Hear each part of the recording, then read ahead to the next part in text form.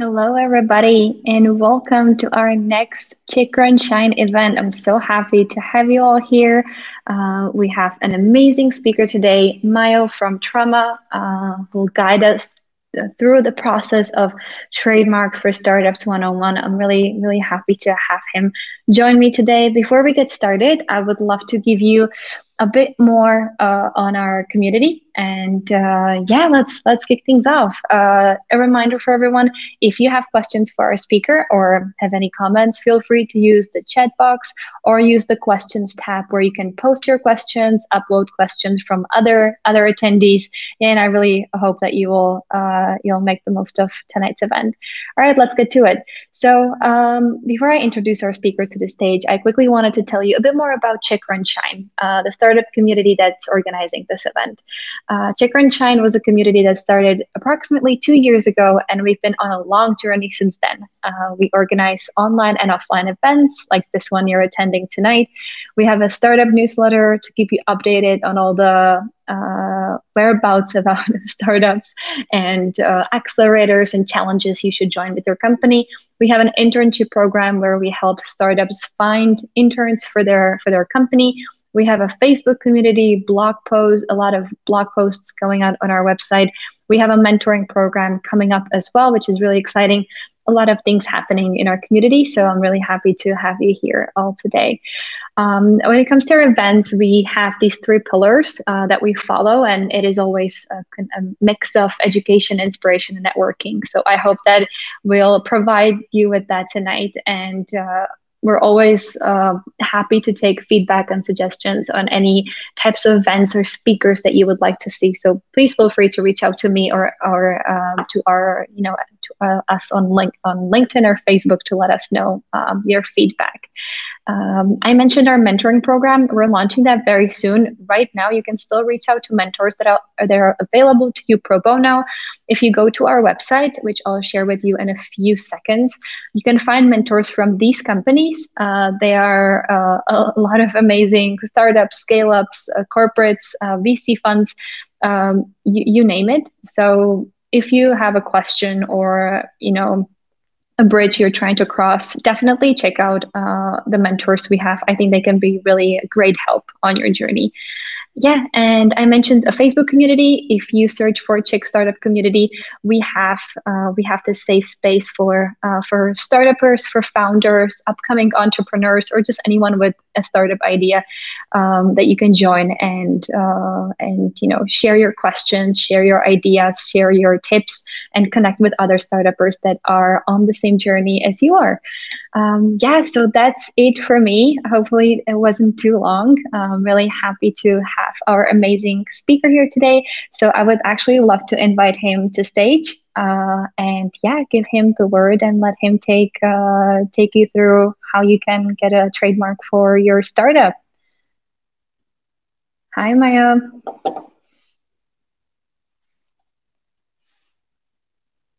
All right, can you hear me? I am not able to hear you. Let's see if we can fix this. So if you go to the three dots in the settings below our video, you can set your microphone and everything. So hopefully that will work for you.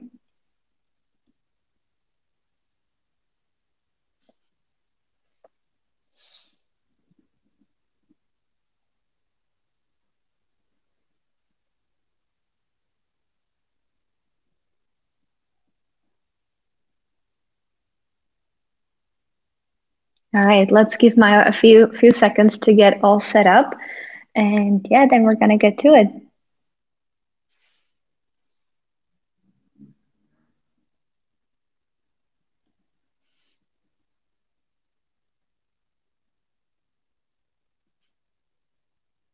Hopefully everything will be working soon. Sorry everyone for the delay. I'm really hoping Maya will get everything working for him. I would not be able to give you this amazing panel on this topic just because I don't have any experience with with trademarks. That's why we have amazing speakers like Maya to come here and join us. Hi, we can hear you now. Do you hear me? Perfect. Perfect. All right, the stage is yours. Thank you. Thank you very much. Give me a second. Cool. Sorry for the tech issues. But well, this is the way of the innovation lawyers, I'm afraid. Cool. So do you see my screen in the presentation? Yes, we can all see your screen. Lovely, great. So thank you very much and welcome. Today we'll go through a one-on-one session on trademarks and brand protection. First of all, thank you for your participation and your attendance. I hope that after this 30-40 minutes presentation, you will know a bit more about how to create and protect your businesses and brands. So I'm Majo Prvažnik. I'm co-founder of Trama, that is a digital solution protecting the global trademarks. But also I consider myself to be a legal visionary, and within a legal and strategic company called Aspiring, we try to build a meaningful legal solutions for other entrepreneurs, but also ordinary people and consumers. And we have a number of solutions. One of them is, of course, Trama, that is going to play a prime role tonight. But also there is a tool called Verdicto, that is basically the marketplace for legal services, or Sparring Playbook, that is one of the first open source legal open source solutions for entrepreneurs. So in the course of today's webinar, as I've said, this 30 minutes, we will go through the basic understanding and definition of what actually the trademarks is, what actually the trademarks are, how do they operate, what's the best strategy when registering the trademarks, how to think about your brand protection, and of course we'll go through a number of useful tips and interesting points of information in the course of a couple of slides. And afterwards, there will be a short Q&A session. I'll be more than happy to answer any of your questions. So first of all, what's trademark? Trademark is basically it's a formal protection of your brand. It's a legal tool allowing you to defend the brand you use against any third parties that may try to violate or abuse your brand for their business or other purposes. Usually, the trademark there are different ways what the trademark can cover. 99% of trademarks basically cover either text or visual or combined representation, meaning either you are protecting a text, I don't know, such as Facebook, or you are protecting the logo, for instance, this T from Tesla, or you are basically protecting the both. Of course, there are some other outliers, such as you can try to protect a voice or even a pose. For instance, this sprinter and runner Usain Bolt basically was able to trademark his pose of the lightning bolt support, and basically he used it for the bags and some other goodies for the sport equipment. So there are different ways, but as I've said, I mean most of the companies, and especially the startups, protect mostly either text or logo. Basically, the more specific you are when it comes to the brand protection, the higher chance for you to get the trademark, because not everything is possible to trademark. And but on the other hand, once you try to narrow your brand, then of course it might be difficult for you to really scale different verticals of your business. But we'll cover this topic a bit later on. Also, what's really important is that the trademarks usually you can register them either in the national states, so basically member states of the European Union, US, or any other country in the world. You can try also a regional registration, for instance, on the level of the European Union. So basically you do one registration, one filing, and you basically get all the 27 member states covered.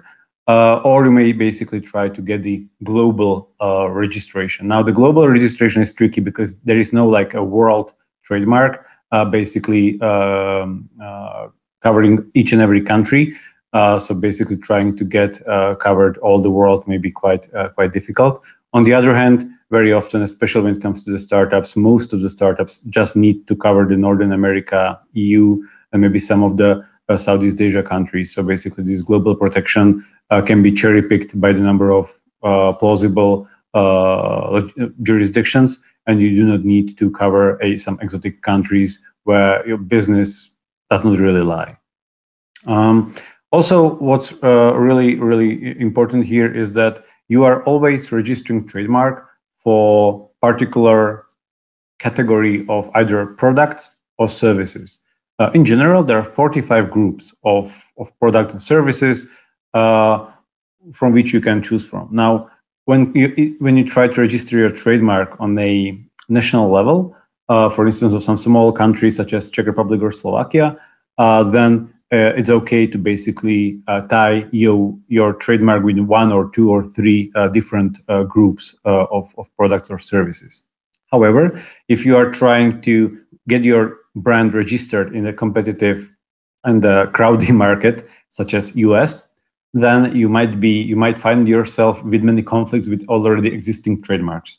Now, for that, you need basically to cherry pick even. You need to go deeper within the particular category of these 45 categories and basically try to cherry pick really a couple of items you would like your trademark to be applicable to.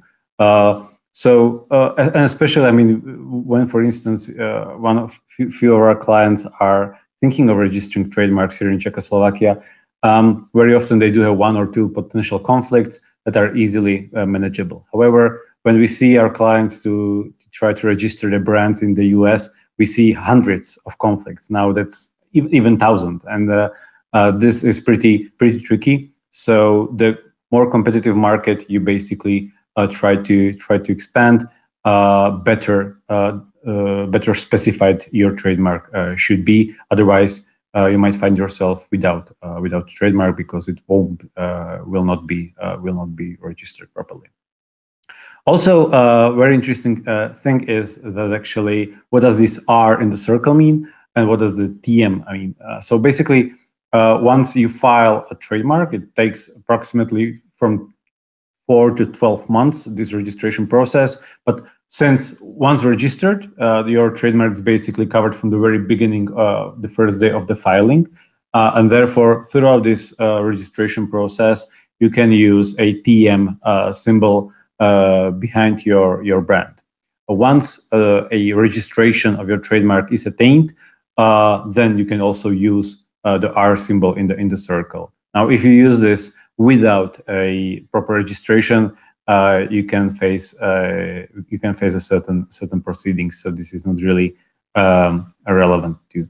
Also, you may have come across a symbol of C, which is copyright, and this is not really relevant for the trademarks, and it works in the US. But you should not try to change this R with C because they are two very different symbols.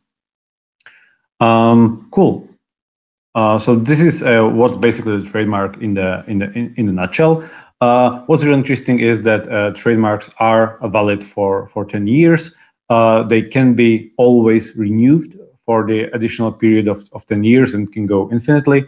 However, if you do not prolong your trademark, then basically you lose the protection. Also, if you are protected and file a trademark in Czech Republic, then of course your brand is not protected in Germany and France and other countries. And also, what can happen, and actually happens quite a lot, is that in the same country, same market, same trademarks can exist for different kinds of services or products, right? So within these 45 categories I mentioned earlier, pretty much 45 or even more trademarks with the same wording can coexist at the same market. So therefore, you should really think twice before registering the trademark what actually scope you would like to protect. Now there are a couple of issues when thinking about trademarks that. And we've seen it so many times. Therefore, we are also having these sessions because we try to educate the market as much as possible. Because out of actually each month we see hundreds of applications for the trademarks, and nearly 50% of them, so basically one half, is wrong. So either the trademarks that our clients try to register are not registerable. So basically, they do not fulfill the legal criteria for the registration, or basically they are already taken. Now, what does it mean? You cannot basically register any kind of word or any kind of mixture of letters because a certain legal thresholds need to be met. First of all, it cannot be very generic, and also it cannot be very descriptive, meaning that if, for instance, lawyers will have a hard time to really trademark a brand called Best Lawyers, right? Because it's simply just too descriptive. Or it would be really hard to trademark basically word law firm because it's just too generic. So it's really important for the lawyers and for each and every startups to be more unique, be more specific, so that the consumer or their clients would not be confused when basically dealing with your brand. So and therefore it's really important for you when thinking about your brand to have it very, very specific. This is tricky because and this is a kind of like an exception, even if your brand is too generic, if it meets a certain threshold that basically the whole, I would say, market understands and knows your brand, even if it's too generic, you may be able to attain the trademark protection. But this is usually a very tricky strategy, may not really work, and actually works only for the largest players in the market.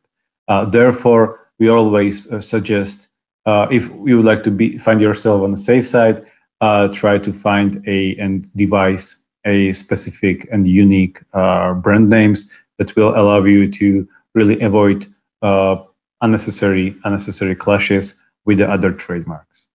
Also, what's really important is that very often, and I've already mentioned this, is that our clients would like to register the trademark, especially in the Western markets of UK or US, and then they find just too many clashes with the existing brands.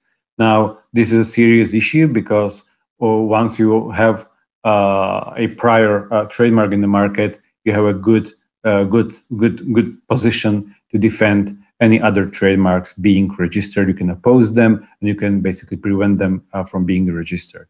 So it's it's really important to think about that also when registering your trademark.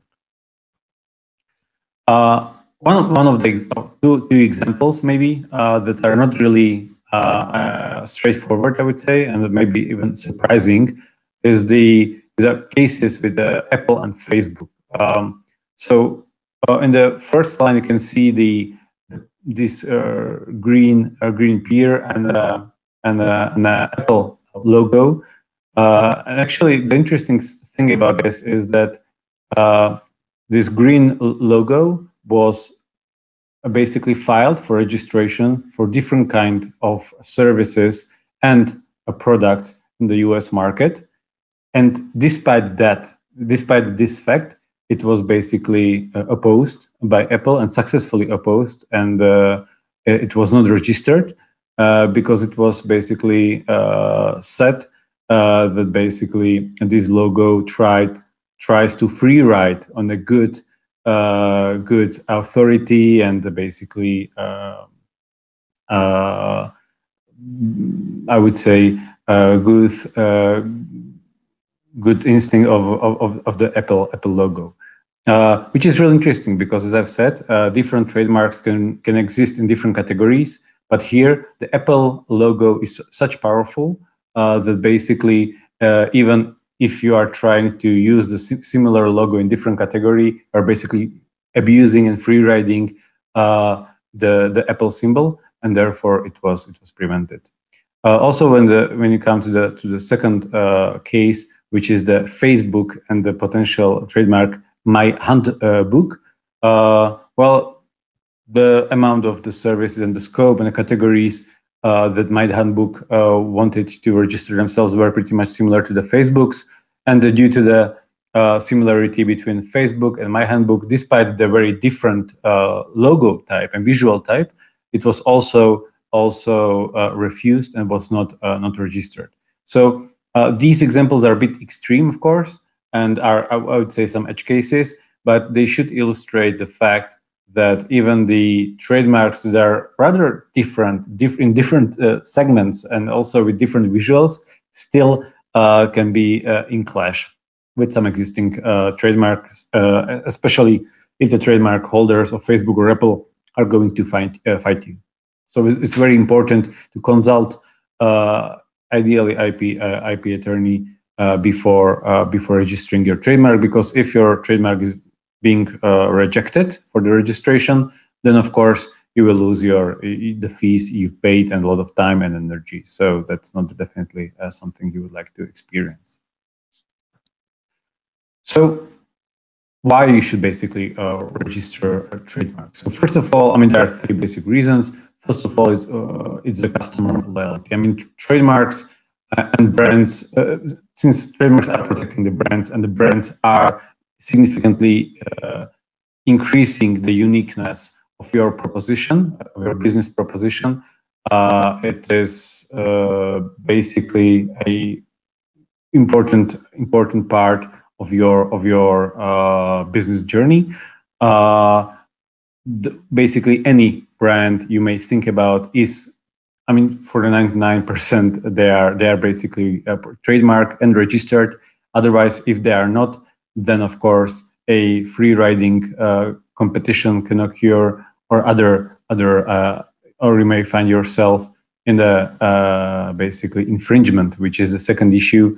That basically 85% of the corporates that have like fleets, like hundreds of trademarks under their use, they are always very often facing the IP infringements. And what's actually interesting, and we've seen it so many times in the past couple of months with our clients, is that either you find yourself in a costly lawsuits and dispute settlements and coexisting agreements. So basically, you need to really discuss and collaborate with even dozens of players for instance, in the US market, so that you would attain the registrability of your brand.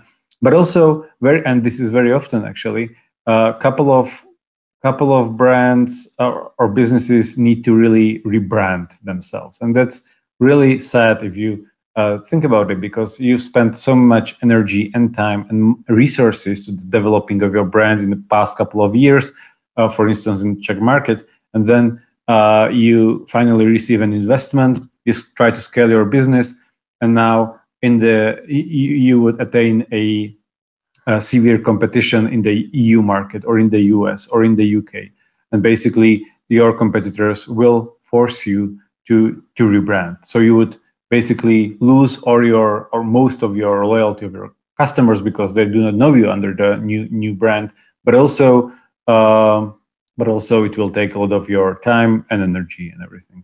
So and as I've said, I mean, you've seen it so many times in the past couple of months. This is very common, especially for the fast-growing businesses, and therefore this is one of the, I would say, most powerful points and reasons for you to register a trademark at the very beginning. And there are a couple of meaningful and seamless ways to do so without spending a lot of resources or your time. But I will go through them in a minute.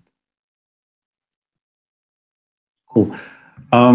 So there is you basically recommended a protection strategy. So first of all, and this is really interesting. I mean, most of the customers of ours, when thinking about their brands, they always check domains, or they check the social media whether they will be able to register the particular site.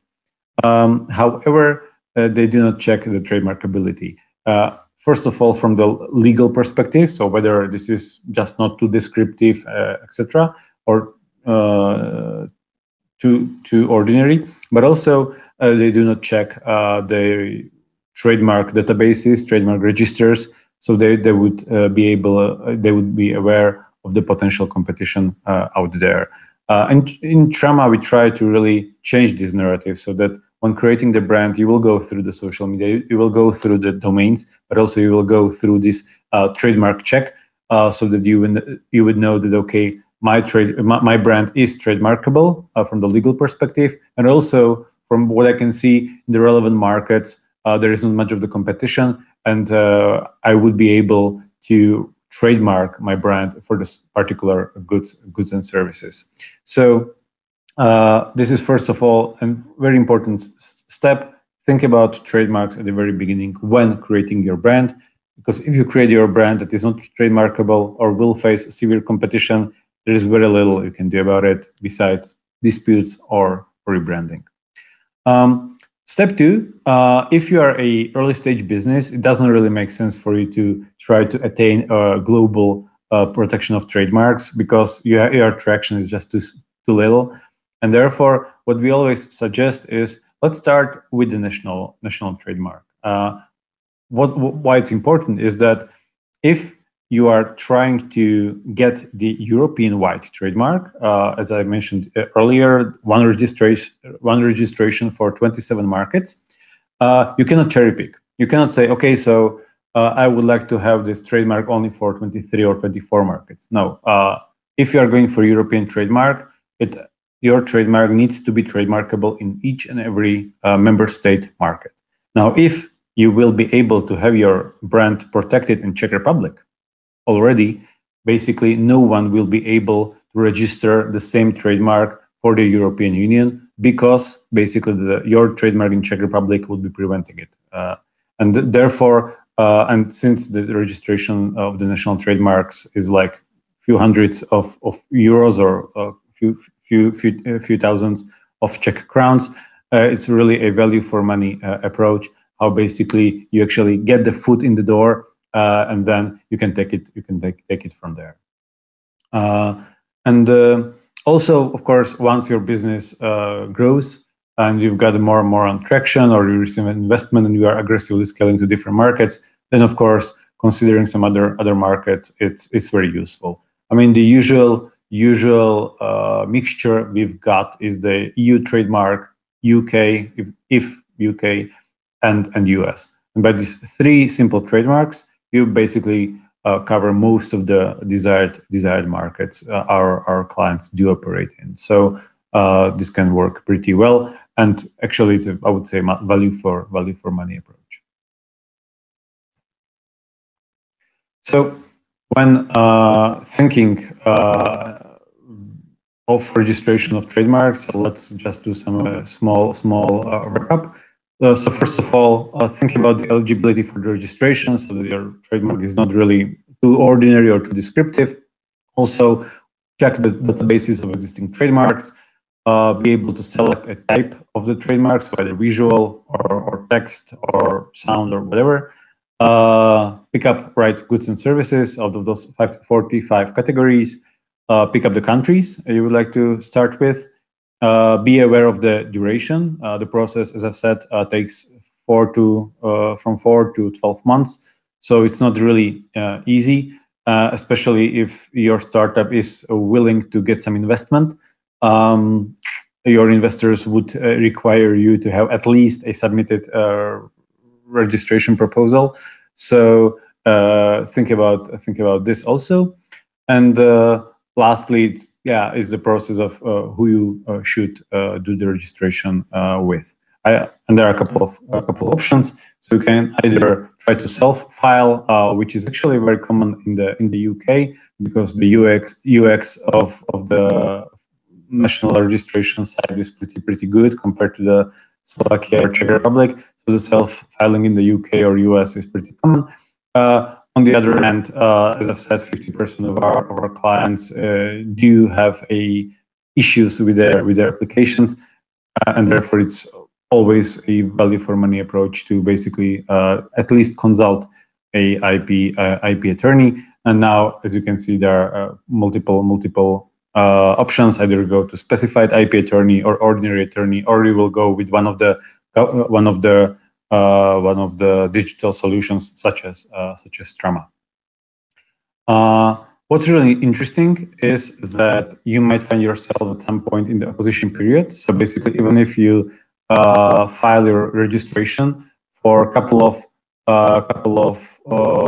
there is a period for a couple of months called opposition period, where actually any players on the market can actually oppose your registration, and if they do, then basically usually the lawyers take the place and try to negotiate either coexistence agreements, discuss the scope of the goods and services the trademark is applicable to, discuss the potential jurisdictions, or actually just fight one each other.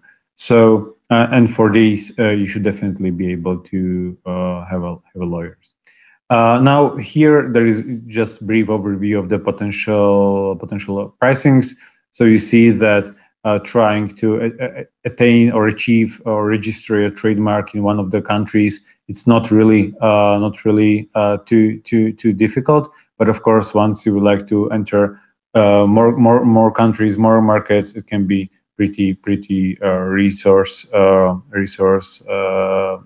heavy. So you should think about it. Also, when you can see in the last column, most of the registration fees and service fees are related just to the one category for the classes of the goods and services. If you'd like to add a few more, then for each and every extra class, you have to pay a little bit of extra. So basically, maybe what may be a good value for money approach is that if you do have a brand, but you are not sure whether it's trademarkable or not, you can always try a free verification with Trama. Within 24 hours, you would see whether your trademark is registrable or not, and then of course you can decide yourself whether you would like to pursue a registration in a certain geographic locations. And of course, once your trademark registered, is always to have a watchdog, basically trying to protect your trademark against any new trademark registrations that may basically compete with your own business. Good. So thank you very much for this short presentation, and I'm more than happy to have to answer your questions. Thank you, Mayo, so much for sharing. I think this was really, really awesome to hear. I would love to kick us off with a first question. That would be, what are the most common mistakes you've seen startups make when registering or when thinking about registering for a trademark? Like, what are some of the things you have to come in and help them with? Sure. So first of all, is that the success-hungry startups usually try to attain the protection on the global markets, especially, as I said, the US, which is pretty tricky, right? Because the US is a highly competitive market. And basically, what we've seen is that, as mentioned, there are like hundreds or even thousands of conflicts. And basically, this is not possible. So we try to basically calm down the startups and try to tell them that, okay, look, it's what you should right now do is focus on your national market, so that you would have this foot in the door on the European level, and we can take it from there. Or basically, if, as I've said, the trademark, the brand is too generic, then you should really think about the rebranding before you actually invest a huge amount of resources into the building your brand. So I would say the selection of the brand and the strategy of expansion and registration are the most common mistakes the startups do. Very interesting. And I have Martin from Stream B asking a question, a bit of a follow-up question, which is, do you have some sort of horror story or fuck up to share that you had to fix on the startup side? Well, this is a good one. Horror story. Well, let me think about it. But well, not really. I mean, the worst thing you can find yourself in is that you would like to basically register your trademark, and you after a couple of years of your business you realize, okay, my brand is not registrable at all and I would need to come up with a different one. I mean, that's pretty horror story of its own. And the surprise in the eyes of the founders when basically the first brand usually comes up after the 30 minutes of the brainstorm with your team over the bottle of whiskey or something, and you use it for a couple of years. You got some traction, got an investment, and then you realize, okay, so despite the resources and the time, this brand is not going to work at all. Or you find yourself in the lawsuit of some huge player. Actually, this is interesting. There is one Slovak e-shop basically trying to register their trademark in the different markets, one of them being US. And now this is kind of like a riddle because the name of the e-shop is very similar to the brand of one bourbon from US. And the bourbon from US was actually opposing, and it's very common and well-known name, and was opposing to this e-shop registration for the beverages. And there was a pretty formal corporate dispute around this. So and I think we are still negotiating. So this is the issue, that if you find yourself fighting against the large corporate, having tons of lawyers,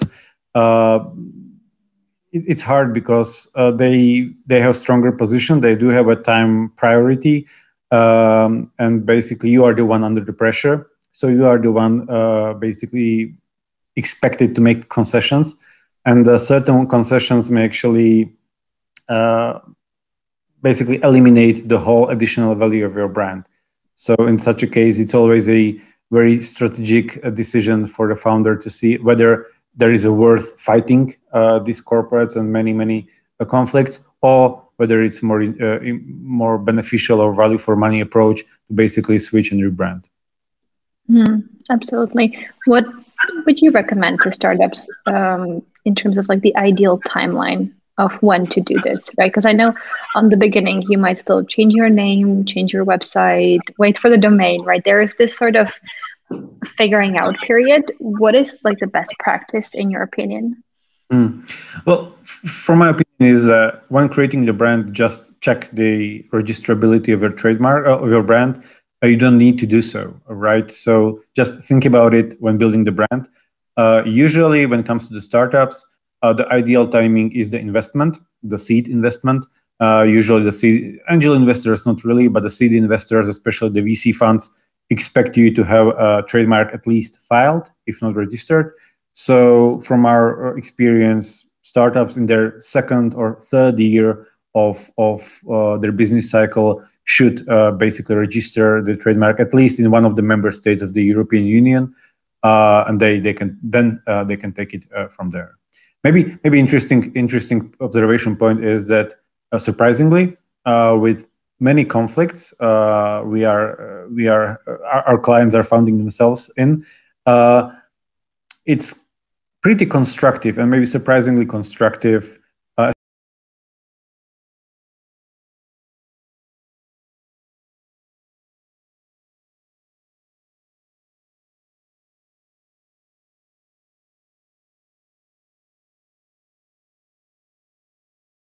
Products, you will, for instance, bags, and you would focus on the t-shirts or whatever.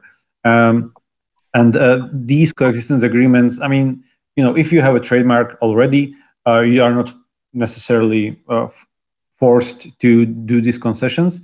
But from our experience, the market is pretty open, and parties are usually eager and open to negotiate these coexistence agreements. So this works pretty well. Amazing. Thank you. I have one last question for you, and that is, how do you help startups? When can startups come to you? how can you help them during this process? Mhm. Well, we created I would say, seamless way for the startups to come to us. They can visit always the Trama website and basically via a simple form verify whether the trademark or the brand is trademarkable. There's no cost and no strings attached. So basically, they can do that, and within 24 hours, they would know what are the chances and what's the status of their brand. So I would say it's a good start for them. There are a couple of other services out there, but most of them are paid. With us, it's free. So I think it's a good start, and yeah, they can take it from there. Amazing. Great. Thank you, Maya, so much for joining us today. I think it was really great to learn about basically the whole process of trademarks and when to register and when not to register and what can happen if you don't. So thank you again so much for sharing all your know-how and your time with our community. It was great to have you. Thank you very much for the invitation, and thank all of the attendees for the attention. I hope that they learned a thing or two. Amazing. Thank you, Ma, so much. And everyone, I shared the Trama website in the chat if you're interested. So absolutely check it out if you are looking to register your company for a trademark. All right. So I quickly wanted to thank everyone and thank Mayo again for joining us today. I've shared the website as I mentioned. I also wanted to thank our partners for supporting our community, which are Grow with Google and Keboola. Again, thank you, Mayo, and the Trama team for joining us here today. Here's also the website in case you are looking on a recording of this event.